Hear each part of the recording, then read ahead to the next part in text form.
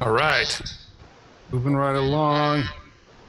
Yeah, I saw an interesting question come in during the break. Somebody asked if you already have an existing entity set up and you want to put that under a Wyoming LLC, like I was showing you, how difficult is that? See, this is the thing: it may, if you're not doing this day in and day out, it could seem like that's a really heavy lift. So you've set up a series LLC in Texas. Here's my Texas LLC over here. And I want to set up a Wyoming limited liability company, and I'm listed as the member of this Texas LLC. So what does it take to move this company under my newly formed Wyoming LLC? Okay. It's really difficult. Okay, guys, it's going to take one piece of paper. That's it. It's called an assignment of interest. I, Clint Coons, hereby assign 100% of my ownership interest in Lone Star Limited Liability Company to Fuzzy Cat Wyoming LLC. You sign that, you do it via DocuSign, you're done. Do this all the time because we work with people just like those of you that are on here today. I know many of you have entities. I've seen that in the Q&A. And so as you start to move forward, you start wondering, well, are these things just going to be orphans and I can't incorporate into everything that Clint's been teaching us? They all get incorporated in. We've been doing this, for 25 years, and putting things together the way I described. You don't need to shut things down.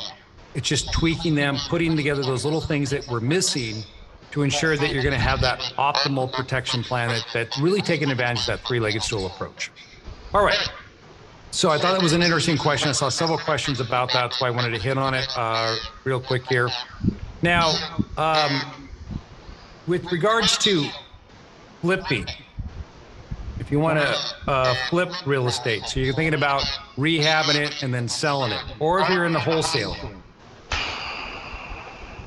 how does that change our planning? Because I've been showing you a strategy with the Wyoming LLC owning all your various other structures up above. Well, in reality, it's exactly the same with one tweak. So in a hold structure, it looks like this. Boom. All these go down to your Wyoming LLC. I have a land trust just like that. Now, in a flipping structure, it's going to look like this. We're going to replace the Wyoming LLC here that holds these entities for an entity over here that's a corporation. Now, this could be an LLC taxed as a corp, but it's going to be a different type of taxpayer on the flipping side or the wholesaling side. The reason why is, remember, this over here, these are quadrant 4 assets. This is a quadrant 2 entity, an asset protection entity in quadrant number 2. This, if you're flipping, is quadrant number 3. That's where that active business takes place. So our primary concern in active or in quadrant number 3 was liability and taxes. Now, if you're flipping or you're wholesaling, that is an active business. And so I want to make sure, number one, that I'm accounting for that income in a way in which it doesn't increase my overall taxes, federal taxes. Because if I do it in my own name, it's all going to be on my Schedule C, and I'm going to be considered a dealer. And I don't want either of those on my 1040. So the way we protect that is we use a corporation. We're going to use a corp, or an LLC tax as a corp. Now, is it a C or an S? It depends. And I know you're probably saying, well, Clint, just tell me what to do. That's why we have to have a strategy session. It's not like that. Okay, I just can't tell you this is what you need to set up, because if I don't know what your spouse is doing or what other businesses you have going on the side, your other investment activity, then I'm jumping in front of that and I'm telling you to set something up that may not be in your best interest. Because again, I want to make sure that we're creating a comprehensive plan that helps you move forwards as quickly as possible. So we got this corp we're going to set up. Now, if you're going to wholesale, then that's really simple.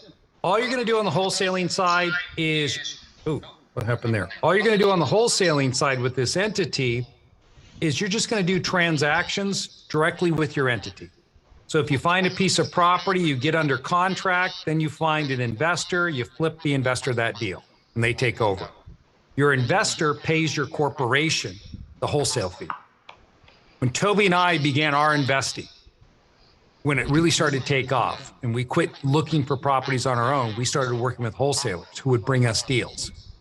And this is, many times we would structure those wholesalers and say, hey, you're doing it wrong. You're making the money in the wrong way. Let me show you how you can fix that. Set up a corporation, have the money paid to the corporation itself. Now you have complete control over that income as it's coming in. Whereas when you're doing it in your own name, it's all coming to you personally, you're going to be taxed at the highest tax rate. No one wants to be there. Let's take you out of that. Use a corporation. The other thing, if you're going to wholesale, from a legal standpoint, write up all your offers under the name of your corp. So I would put, say this is, name of this company is Capital One LLC and or designated entity. That's how I would write my offers when I'm wholesaling.